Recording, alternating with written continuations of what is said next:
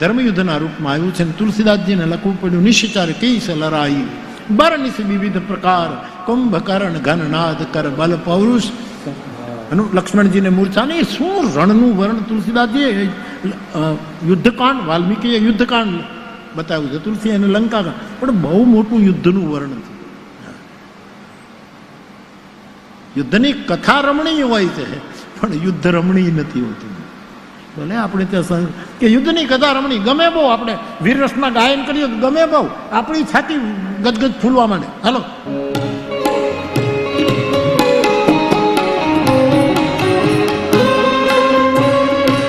સામસામા મંડાણા છે સાહેબ. આ બાજુ રામ, આ બાજુ રાવણ. રાવણ રથમાં, ભગવાન રથ વગર. વિભીષણે આવી રામના પગ પકડ્યા, મહારાજ આને કેમ જીતા છે? મારો ભાઈ છે, પણ એના બળની મારે સરાહના કરવી પડશે. ભલે દુર્જન છે, પણ બહુ બળશાળી છે આ રાવણ, અને એમાંય તમે ઉઘાડા પગે આ રથમાં આને કેમ જીતાશે? ભગવાન રામે કહ્યું, વિભીષણ, જેનાથી વિજય મળે એ આ રથ નથી હોતા, ધર્મના રથ હોય છે. મારી પાસે ધર્મ છે, અને મારો મારો ને ઘનાસાન.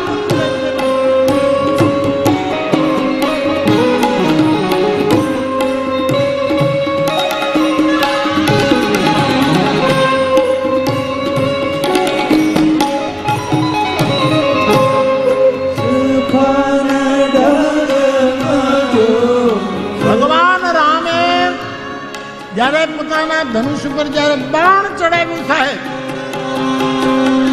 ત્યારે શેષ નારાયણ નો અવતાર લક્ષ્મણજી બાજુમાં ઉભા થઈ માથું ધૂણાવવા માંડ્યા, અને એ માથું ધૂણાવે એટલે બ્રહ્માંડ ખલભલી જાય. આવું યુદ્ધ મંડાણું. શેષ ફણ જગમગ્યો, શેષ ફણ જગમગ્યો, લંકા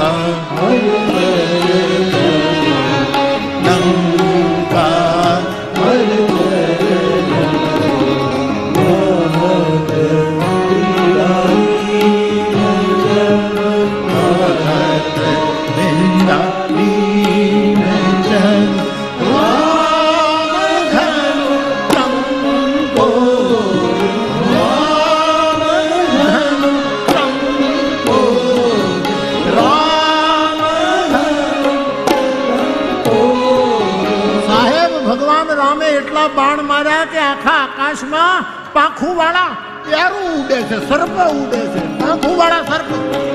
જતો ઉછળે નાગ જેમ બાણ યુષ્માન માંજ ધણ બાદજી શીશ ઉડ, અને ફેલાણા રક્ત ધર્મ ભીતર ફેલી પાપડા હાથીને અષ્ટદૂત, અને પ્રબળ ઘોર ઝપાટ કેળ બંધર પડે એમ સર્પ કઈક ના ઢૂંઢ પડ્યા, અને સામ સામા ભડે વીર સંગ્રામમાં જોઈ દસ બાંધી જમ મેઘ ચડ્યા. સુરદેવ લક્ષ્મણ બાણ લઈ ખેંચી, રાવણ અસુર પુત્ર હૃદય વાગ્યું, ચતો કપિકર ધણજને શીશ દીધા.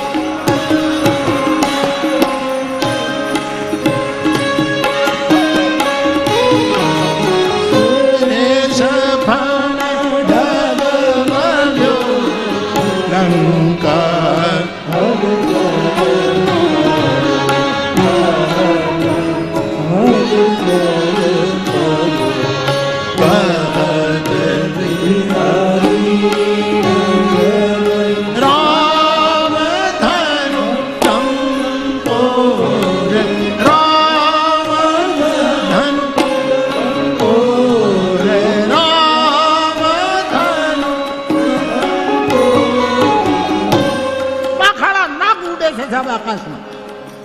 મહાદેવ નંદી ઉપર સવાર થઈને રમણીય યુદ્ધ ને જોઈ રહ્યો.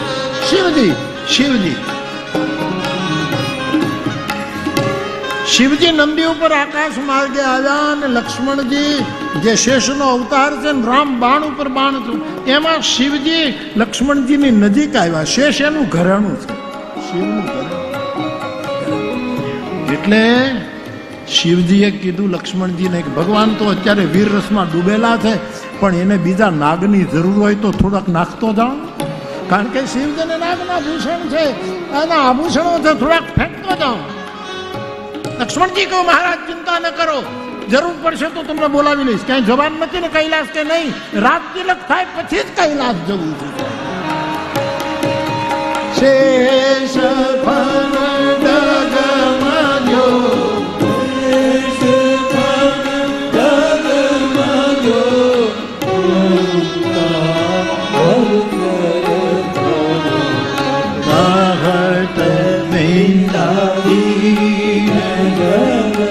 રામ ધનુ તંકો, રામ ધનુ તંકો,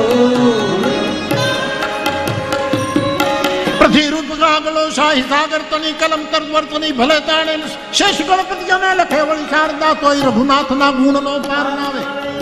આના વર્ણન નથી થઈ શકતા.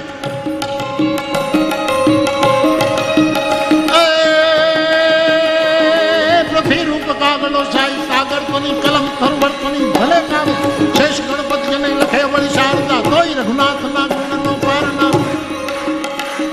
સુરદેવ લક્ષ્મણે બાણ લઈ છોડ્યું રાવણ અસુર પુત્રને, હૃદય લાગ્યું ત્યાં તો કટિકર ધડજને શીશ જુદા કરી ભેરી દળ. શીશ મારું ગયું રામના ચરણમાં અને સંદેશો આપવા હું ભુજ આવી. આ હું હણાયો વીર લક્ષ્મણ તણા હાથથી, મારા ભાગ્યમાં લખ્યું હશે.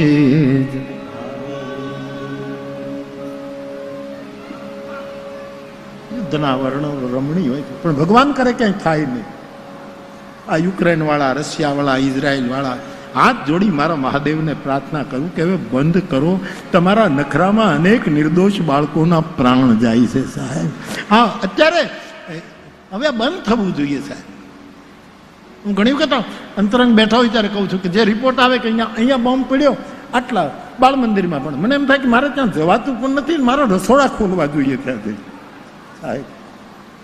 પણ અમુક મંજૂરી નથી મળતી. મેં પ્રયાસ કરેલો, 52 ને 52 બધાને મોકલેલા મેં. અને એ વખતે જેટલું થાય એટલું તમે જેનો સંપર્ક થાય ને કોઈ ભૂખ્યું ન મરવું જોઈએ સાહેબ. જે ફોટાઓ આવે છોકરાઓ બિચારા ટીનના છબલા લઈ લઈને ભીખ માંગે છે, અને આ બધાને યુદ્ધમાં એને કોઈને ખૂટતું નથી સાહેબ. થંભી જાજો તલવારિયા, વિનોબાજી હાથ ઊંચો કર્યો. તલવારને ઘડનારા કાગબાપુએ લખ્યું, એ તલવારના લોઢાને ઓગાળીને તંબુરાના તાર બનાવો, તંબુરાના તાર બનાવો. હવે યુદ્ધની જરૂર નથી, બુદ્ધની જરૂર છે. યુદ્ધના વર્ણનો સારા લાગે સાહેબ, પણ કરવું નહીં. કરવું તો બાપ એક એક રાક્ષસ વીરગતિને પામે છે. પછી રાવણને ભગવાને 31 બાણ ચડાવ્યા છે. 10 મસ્તક, 20 ભુજા અને 31 નાભીનું અમૃત. વિશ્વનું કલ્યાણ કરવા માટે પરિત્રાણાય સાધુનામ વિનાશાય ચ દુષ્કૃત. આ જે વચનો આપ્યા છે એ બધા પૂરા કરવા માટે મારો રાઘવ 31 બાણ ચડાવે છે. લહલહાત જન વ્યાલ, જાણે લહલહાત સર્પો ઉડ્યા હોય. રાવણના 10 મસ્તક, 20 ભુજાઓ, 31 નાભીમાં વાળી. આને ત્યાં અમૃત હતું અને પછી રામામૃત નીકળ્યું. ભલે ખીજમાં નીકળ્યું, પણ કહા રામ, રામ ક્યાં છે? આવી રાડ પાડી રાવણે, અને ભાવથી કે કુભાવથી રામ બોલ્યો પડ્યો, અને રાવણનું તેજ મારા રામમાં સમાઈ ગયું સાહેબ. જય જયકાર થયો. દેવતાઓએ પુષ્પ મંદોદરીને ખબર પડી, આવી અને રામની સ્તુતિ કરી. જાન્યો મનુજ કરી દનુજ પાવન દહન પાવક હરિ સ્વયં, જેહી નમત સુર બ્રહ્માદિ સુરપી ભજવું નહીં કરુણા. હું રામને પ્રણામ કરું છું. ભગવાન રામે વિભીષણને કહ્યું કે જ્યેષ્ઠ બંધુનો સંસ્કાર કરો. રાવણનો સંસ્કાર થયો છે. વિભીષણને પહેલા જ રાજ તિલક કરી દીધું હતું, પરંતુ ગાદી ઉપર બેસાડ્યા છે. અને જગતમાંથી દુરિતનો નિર્વાણ થયું છે. રાજ પ્રસન્ન છે. આ વખતે સીતાજીને હવે પાસે લઈ આવો. જાનકીજીને અગ્નિમાંથી પસાર, મૂળ અગ્નિમાં હતા એટલે અગ્નિમાંથી પ્રગટ કર્યા. પસાર કર્યા એમ નહીં, પ્રગટ કર્યા. અગ્નિમાં છુપાઈ ગયા હતા, અંદર હતા, એમાંથી બધા પ્રગટ કર્યા. પસાર કર્યા. અગ્નિ કસોટી નથી અહીંયા, અગ્નિમાંથી અંદર સમાઈ ગયા. છોકરો કોઠી આડો હંતાઈ ગયો, ક્યાંથી કાઢવો? ક્યાંથી? છોકરો કોઠી આડો હંતાઈ જાય. હા, વાર્તા રે વાર્તા, ભાભો ઢોર ચારતા, ચપટી બોર લાવતા, છોકરાને સમજાવતા. એક છોકરો રિહાણો, કોઠી આડો ભીસાણો. કોઠી પડી આડી, છોકરે રાડ પાડી, અરર માડી